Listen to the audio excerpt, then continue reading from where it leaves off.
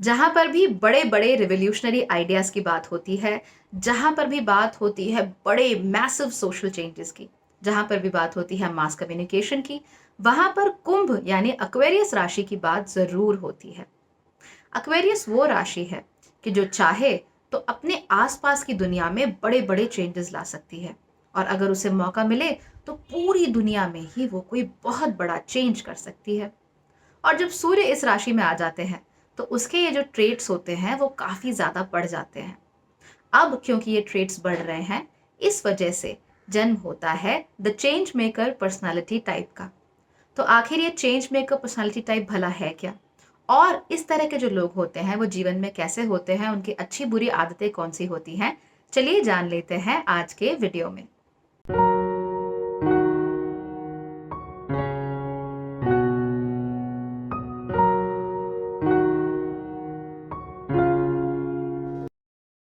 नमस्ते। Bhagyashree holistic astrology में आप लोगों का एक बार फिर से स्वागत है। यहाँ पर हम बात करते हैं पॉजिटिव एस्ट्रोलॉजी की, इंस्पायरिंग एस्ट्रोलॉजी की, और साथ ही साथ होलिस्टिक एस्ट्रोलॉजी की भी। यानी कि एक ऐसा ज्योतिष जो कि आपके पॉजिटिव पॉइंट्स को मैक्सिमाइज कर सकता है और आपके नेगेटिव पॉइंट्स को मिनिमाइज करने में भी आपकी मदद कर सकता है। इस चैनल पर आपको बहुत सारी सीरीज देखने को मिल जाएगी, लग्नों की, चंद्र राशियों की, नक्षत्रों की, हाउसेस की, और इसके साथ साथ ही सूर्य राशियों की सीरीज यानी कि सोल पर्सनालिटी टाइप की सीरीज में तो आप हैं ही। सोल पर्सनालिटी टाइप का मतलब होता है कि सूर्य जो कि आपकी आत्मा है वो भला किस तरह की पर्सनालिटी को जन्म दे रहा है। अगर आप अपनी सोल पर्सनालिटी टाइप को अपने माइंड बॉडी पर्सनालिटी टाइप के साथ जोड़कर देखेंगे तो आपको अपने व्यक्तित्व का एक पूरा पूरा खाका तैयार मिल जाएगा।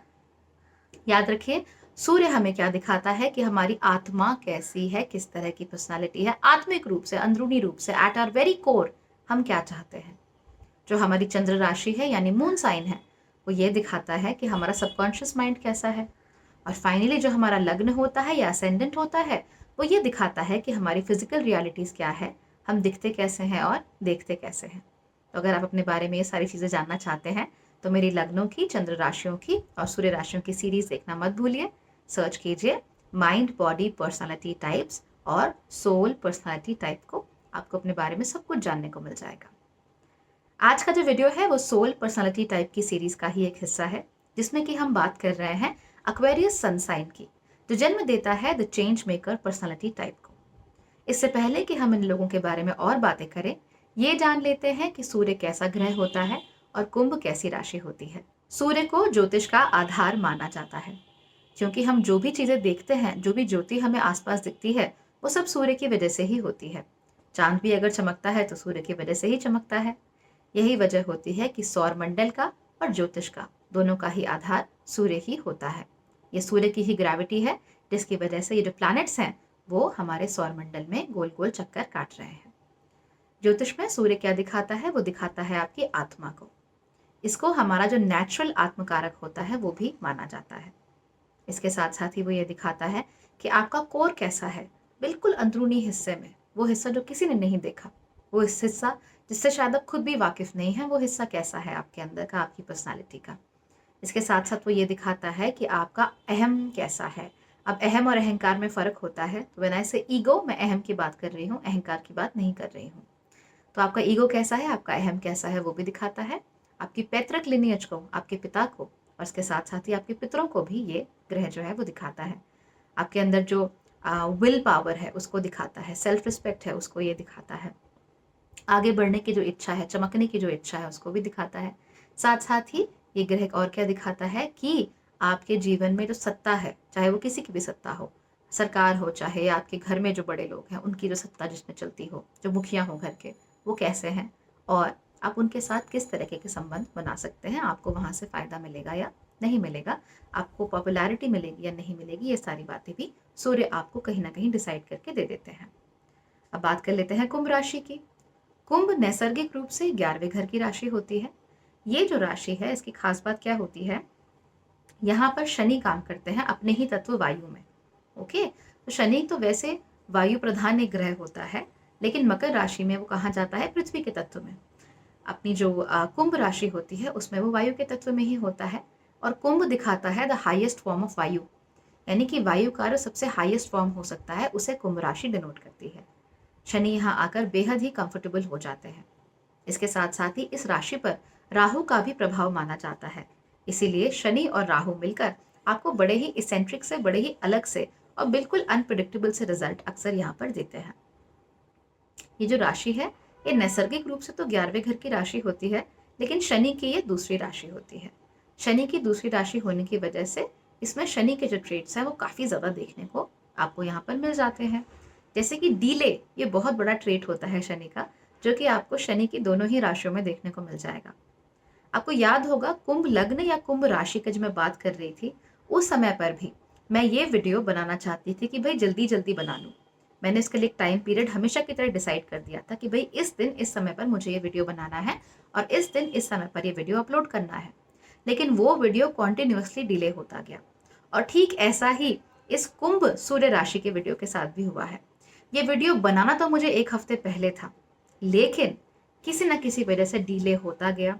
कोई ना कोई बीच में ऐसी बात आती गई जो मेरे कंट्रोल के बाहर थी और जिसकी वजह से जो वीडियो 1 हफ्ते पहले आ जाना चाहिए था, अब वो 1 हफ्ते बाद हो रहा है। तो जहाँ पर भी अक्सर मैं कुंभ राशि की बातें करने लगती हूँ, वहाँ पर इस तरह की चीज़ें हो ही जाती हैं। I don't know why. लेकिन हाँ, क्योंकि यहाँ पर शनि है तो यहाँ पर थोड़ा बहुत डिले आपको ज़रूर देखने को मिलेगा। Delays are always a very common phenomena in Shani राशि।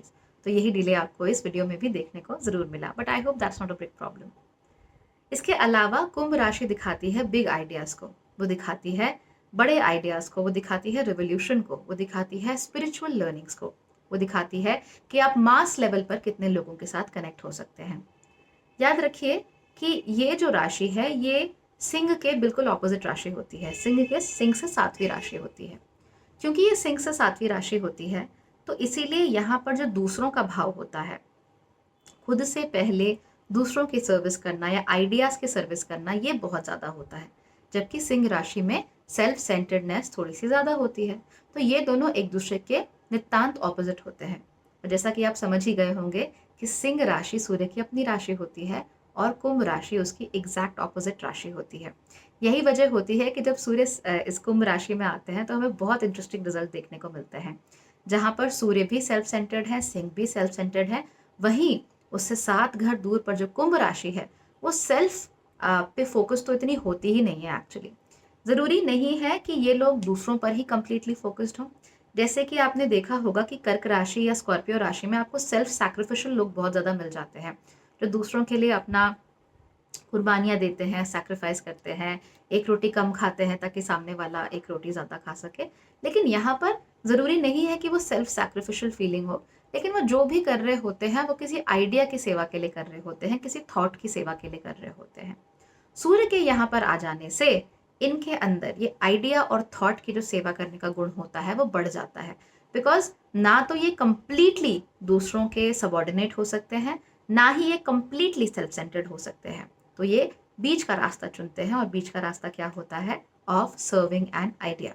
हालांकि इनके कामों की वजह से अक्सर बहुत बड़े स्केल पर लोगों की मदद हो जाती है।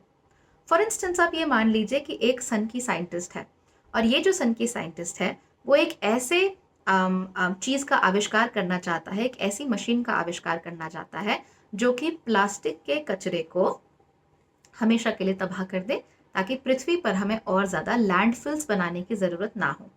अब चाहे वो ये अपने लिए ही कर रहा हो, चाहे वो सिर्फ इसलिए कर रहा हो कि वो बहुत बड़ा साइंटिस्ट बन के नोबेल जीतना चाहता है, चाहे वो सिर्फ इसलिए कर रहा हो क्योंकि भाई वो पर्सनली फील करता है कि संसार में प्लास्टिक का जो कचरा है उसे कम किया जाना चाहिए। लेकिन अगर ऐसी मशीन का आविष्कार होता है तो बहुत बड़े स्केल पर बहुत सारे लोगों की मदद हो जाती है। हमारी जो पृथ्वी होती है उस पर पोल्यूशन कम होता है और इसी वजह से हमारी मिट्टी में जहरीले तत्व नहीं घुलने पाते हैं और हमारी जो पृथ्वी है वो बांझ नहीं होती, फर्टिलिटी उसमें हमेशा बनी रहती है। तो ये आइडिया की सेवा भी कर सकते हैं, अपनी सेवा भी कर सकते हैं, लेकिन जो भी एक्शंस होते हैं उनसे बहुत सारे लोगों को मदद मिलती है, बहुत सारे लोगों को जीवन में एक पॉजिटिव चेंज देखने को मिलता है। ये एक बहुत कॉमन थीम होती है। आपको ये कुंभ जो राशि है, मून साइन है, उसमें भी आपको बहुत फ्रीक्वेंटली ये ट्रेड देखने को मिल जाता है। ये लोग अक्सर रिवोल्यूशनरी या क्रांतिकारी टाइप के होते हैं, यानी इनके दिमाग में क्रांतिकारी विचार तो होते ही हैं। जो भी पुराना ढर्रा चल रहा होता है, उस पुराने ढर्रे से अलग तो इन्हें चलना ही होता है। बहुत ही कम आपको कुंभ सूर्य राशि के लोग ऐसे दिखेंगे जो कि इस्टैब्लिश्ड नॉर्म्स में खुद को बहुत ही ज़्यादा कंफर्टेबल फील करते हैं। ऐसा इन जनरल तभी होता है जब सूर्य के ऊपर कोई और दृष्टि पड़ रही हो, कोई मैलेफिक दृष्टि पड़ रही हो। अगर ऐसा नहीं होता तो इन लोगों के अंदर जो रेवोल्यूशनरी टेंडेंसीज होती हैं वो ज़्यादा होती हैं। अगर सूर्य के ऊपर गलत दृष्टि पड़ भी रही हो, इन दैट केस ऑल्सो ये टेंडेंसी होती है वो कहीं जाती नहीं है, बस ये लोग एक्शन नहीं कर पाते। यानी टेंडेंसी कम तो हो सकती है या एक्शन में कमी हो सकती है, लेकिन वो जाती कहीं नहीं, वो रहती हमेशा है। ये चीज़ भी हमें यहाँ पर देखने को ज़रूर मिलती है। ये लोग काफ़ी इंडिपेंडेंट होते हैं, किसी पर डिपेंडेंट होना इन्हें पसंद नहीं होता। इनफैक्ट ये आपका प्रेज नहीं चाहते, आपका अपलॉज नहीं चाहते, ये नहीं चाहते कि आप चौबीसों घंटे इनके आसपास खड़े होकर तालियां बजाते रहें या फिर ये जहाँ जाए इनके पीछे पीछे काउंटराज घूमे। ये सब ये लोग नहीं चाहते हैं। ये लोग चाहते हैं कि ये अपना काम अच्छे तरीके से कर पाए, और क्योंकि ये अपना काम अच्छे तरीके से कर पाए इसीलिए उनका भी फायदा हो, उनके आइडिया का, जिसको ये वर्शिप करते हैं लिटरली, उनका भी फायदा हो, और अगर इन द प्रोसेस दूसरे लोगों का फायदा हो सके तो बहुत ही अच्छा। अब संसार में किसी भी इन्वेंशन को देख लीजिए, चाहे वो टेलीफोन हो, चाहे वो रेडियो हो, चाहे वो लाइट का बल्ब ही क्यों ना हो, चाहे वो स्मार्टफोन हो, चाहे वो वीडियो फिल्मिंग हो, उस इन्वेंशन ने कई सारे लोगों का जीवन बदल दिया। अब मान लीजिए एक वीडियो कैमरा का आविष्कार हुआ, तो उसकी वजह से क्या हो सका? लोग अपनों की तस्वीरें खींचकर सहेजकर अपने पास रखने लगे। वीडियो कैमरे की शुरुआत हुई तो कई सारे लोगों ने वीडियो फिल्मिंग का बिजनेस भी शुरू कर दिया, और इस वजह से काफ़ी ऊंचाइयों पर पहुंचे, काफ़ी पैसा कमाया, काफ़ी नाम भी कमाया। और इसके साथ साथ ही हमने देखा कि हम और आप भी वीडियो फिल्मिंग के थ्रू, इंटरनेट के थ्रू, स्मार्टफोन्स के थ्रू एक दूसरे से जुड़े हुए हैं। तो इस छोटी सी चीज़ से, इस छोटे से आविष्कार से, चाहे उन्होंने ये आविष्कार दुनिया की भलाई के लिए ना किया हो, लेकिन आविष्कार किया, तो इससे बहुत सारे लोगों की ज़िंदगी पलटी। तो यही सारी की सारी बातें कुंभ राशि को डिनोट करती हैं। और याद रखिए कि जब किसी नई चीज़ का आविष्कार होता है, जो पुरानी चीज़ हो चुकी है, जो ऑब्सोलीट हो चुकी है, जिसकी अब ज़रूरत नहीं रही, वो चीज़ आउट ऑफ वर्क हो जाती है।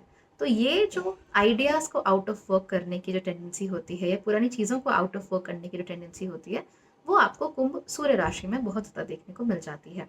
याद रखिए इनका तो नाम ही चेंज मेकर्स है, इसलिए जब तक ये चेंज नहीं करते तब तक इन्हें चैन ही नहीं पड़ता।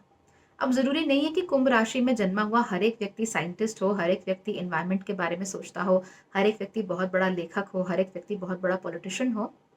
लेकिन ये लोग अपने परिवार, अपनी जो कम्युनिटी है, उसके ढर्रे से अलग चलना तो पसंद करते ही हैं। ये अपनी राह खुद बनाना चाहते हैं, ये इंडिपेंडेंटली जीना चाहते हैं। ज़रूरी नहीं है कि ऐसे लोग आउटराइट स्पिरिचुअल हों, लेकिन जो स्पिरिचुअल कॉन्सेप्ट्स होते हैं उन्हें ये लोग बहुत अच्छे तरह से समझते हैं, और यही वजह होती है कि ये लोग बहुत ज़्यादा मोह माया के चक्कर में नहीं पड़ते। इनफैक्ट अगर कुंभ राशि को खराब करना है तो एक ही तरीका है कि ये लोग मोह माया के चक्कर में पड़े और बहुत ज़्यादा सेल्फ सेंटर्ड हो जाए। अगर ऐसा होता है तो आप धीरे धीरे करके कुंभ राशि का डिटेरियोरेशन देखेंगे। अगर ऐसा नहीं होता, सेल्फ सेंटर्ड ये लोग नहीं होते हैं, अपने आइडिया के बारे में सोचते हैं, अपने थॉट्स, अपने वर्क पर फोकस रखते हैं, तो इन लोगों के लिए इन जनरल बहुत ही अच्छे रिजल्ट देखने को मिलते हैं। इनका जो स्टाइल ऑफ एक्सप्रेशन होता है वो काफ़ी पॉलिटिकल होता है। तो ज़रूरी नहीं है कि हर कुंभ सूर्य राशि वाला व्यक्ति आपको पॉलिटिक्स में मिले, लेकिन स्टाइल ऑफ एक्सप्रेशन पॉलिटिकल ज़रूर इन लोगों का हो सकता है, या फिर ये मुद्दे ही अपने जीवन में या थॉट्स ही अपने जीवन में ऐसे चुनते हैं जिनके पॉलिटिकल रिपरकशंस हो सकते हैं। फॉर एग्जाम्पल, मैंने आपको इन्वायरमेंट के बारे में बात कही कि भाई इन्वायरमेंट में प्रॉब्लम हो रही है, तो इन्वायरमेंट के लिए एक्टिविस्ट कौन बनेगा, इन्वायरमेंट की बात कौन करेगा, पेड़ों को कटने से कौन बचाएगा।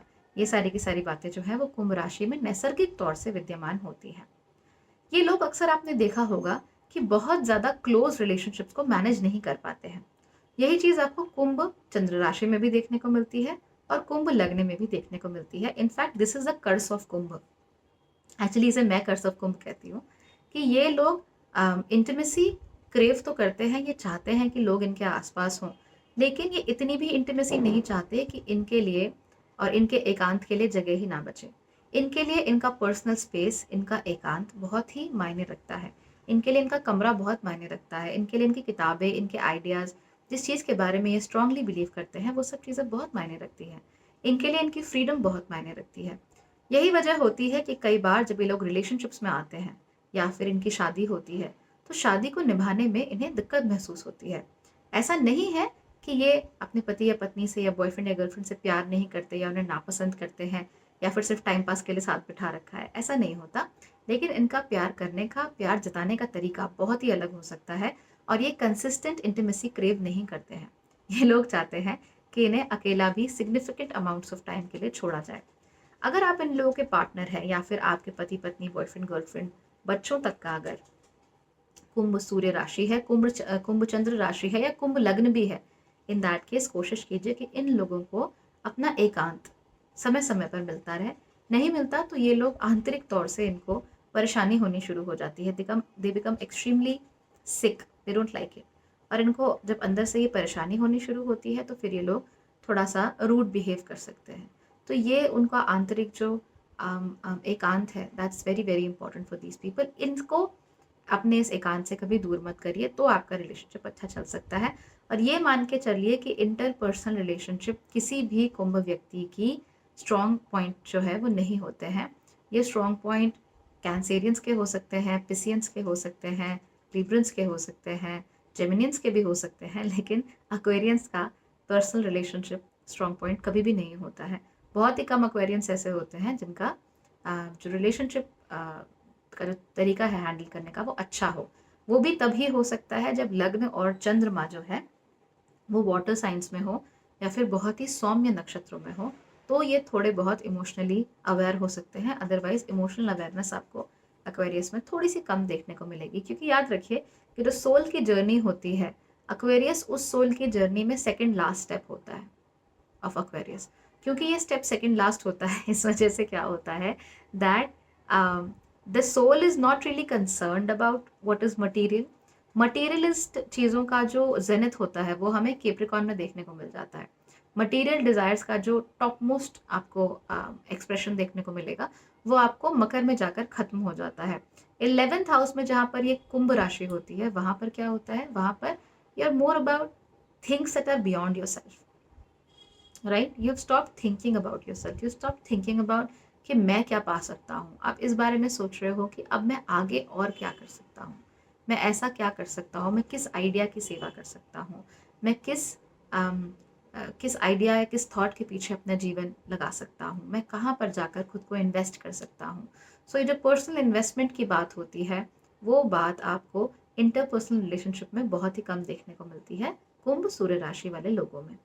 जैसा कि मैंने आपको हमेशा ही बताया कि चिराग तले अंधेरा तो होता ही है, इसलिए जो अंधेरे वाला सीन है इनका वो कौन सा है, of thinking about one self, अपना ख्याल रखना, अपने बारे में सोचना, अपने को भी थोड़ा बहुत स्पेस देना टू मेक मिस्टेक्स, ये बहुत ज़रूरी होता है कुंभ राशि के लोगों के लिए। इसके साथ साथ ही अपने इंटरपर्सनल रिलेशनशिप्स पे काम करना, ये इन लोगों के लिए सबसे बड़ा चैलेंज इनकी लाइफ में उभर कर आता है कि क्या ये एक आइडिया के लिए, एक थॉट के लिए अपनी पूरी ज़िंदगी दे देना चाहते हैं या फिर ये अपनी ज़िंदगी में बैलेंस बनाए रखना चाहते हैं। रिमेंबर एयर है तो वहाँ पे बैलेंस अक्सर देखने को नहीं मिलता, क्योंकि एयर है उसको तो काम है फैल जाना, और ये तो हाईएस्ट फॉर्म ऑफ एयर है, it's ether. So it's up in the space, you can not really control it. एक इंटरेस्टिंग चीज़ आपको यहाँ बता दूँ कि क्योंकि ये राशि जो है वो शनि के द्वारा ही कंट्रोल नहीं होती है, राहु के द्वारा भी इसमें कंट्रोल आपको काफ़ी सारा देखने को मिलता है। यही वजह होती है कि थोड़ी बहुत इसेंट्रिसिटीज़ आपको इस राशि में देखने को मिल जाती है। यही वजह होती है कि जो कुंभ राशि होती है वो हर चीज़ को पुराने ढर्रे से नहीं करना चाहती है, वो कुछ अलग हटके करना चाहती है।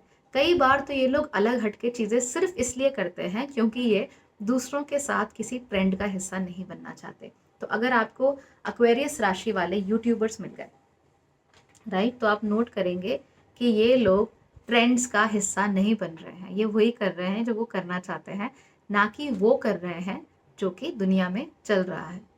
और अगर आप नहीं जानते तो मेरी राशि भी एक्वेरियस है, इसीलिए आपको ये चैनल शायद दूसरे चैनल से थोड़ा अलग लगता होगा, क्योंकि यहाँ पर वो होता है जो मुझे रिलेटिवली ठीक लगता है, जो मैं करना चाहती हूँ, ना कि आसमान में क्या चल रहा है, 6 राशियाँ होंगी माला माल, so on and so forth. खैर मेरी एक्वेरियस चंद्र राशि है, सूर्य राशि नहीं है। एनीवे तो अगर हम सूर्य राशि की बात यहाँ पर करते हैं तो Surya, Rahu and Shani, very interesting combination to note here. Eccentricities होती हैं, अपने आइडियाज़ पर बहुत फोकस होता है। रिमेंबर सेल्फ पे तो फोकस रहेगा नहीं, लेकिन अपना जो आइडिया है उस पर बड़ा फोकस रहेगा। बाकी चीज़ों को लेकर, सामाजिक रीति रिवाजों को लेकर ये लोग बड़े फ्लेक्सिबल हो सकते हैं, लेकिन अपने थॉट्स और आइडियाज़ को लेकर ये बिल्कुल भी फ्लेक्सिबल नहीं होते, उसके बारे में कुछ भी नहीं सुन सकते हैं, इनसे नहीं सुना जाता है। और अगर आप कभी इनको चॉइस देंगे कि तुम्हारा आइडिया या मैं, तो नेचुरल सी बात है ये अपने आइडिया को चुनेंगे, आपको नहीं चुनेंगे। तो कभी भी ऐसे लोगों को इस तरह की चॉइसेस आप मत दीजिए, because that is going to turn out and hurt you.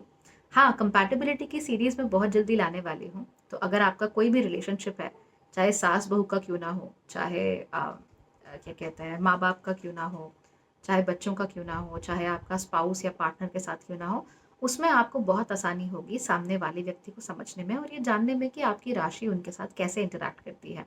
तो इस सीरीज़ का आप लोग ज़रूर से वेट कीजिए, because this is going to be one of the most well researched and deeply researched series on my channel, तो आपको वो ज़रूर देखना चाहिए।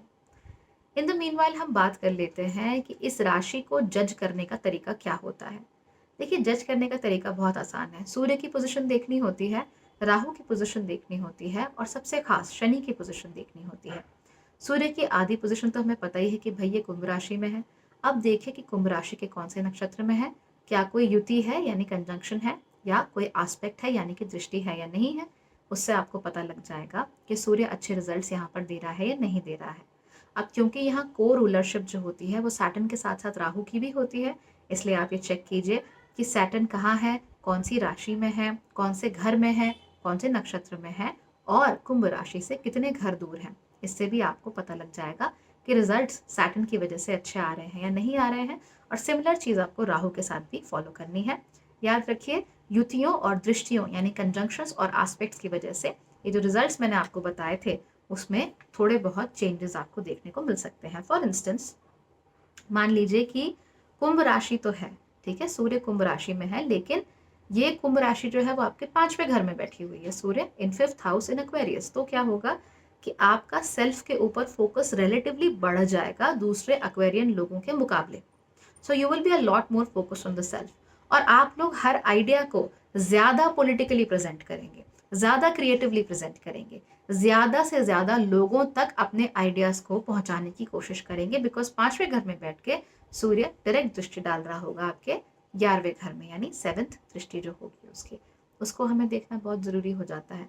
मान लीजिए कि यहाँ पर सूर्य जो आपका शनि है वो जाकर बैठ जाता है 1st हाउस में, यानी लग्न के घर में जाके बैठ जाता है।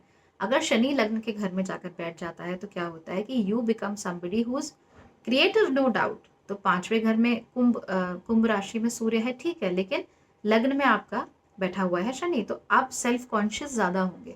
आइडियाज बहुत हैं, क्रिएटिवली एक्सप्रेस भी करना चाहते हैं, पॉलिटिकली एक्सप्रेस भी करना चाहते हैं, लेकिन बैक ऑफ द माइंड कुछ फियर रहता है, एक आवाज आपके दिमाग में आती रहती है जो कहती है that I am not 100% satisfied with who I am and what I want to do, and I am not even sure कि जो मैं कर रहा हूँ उससे मुझे अच्छे रिजल्ट मिलेंगे या नहीं मिलेंगे।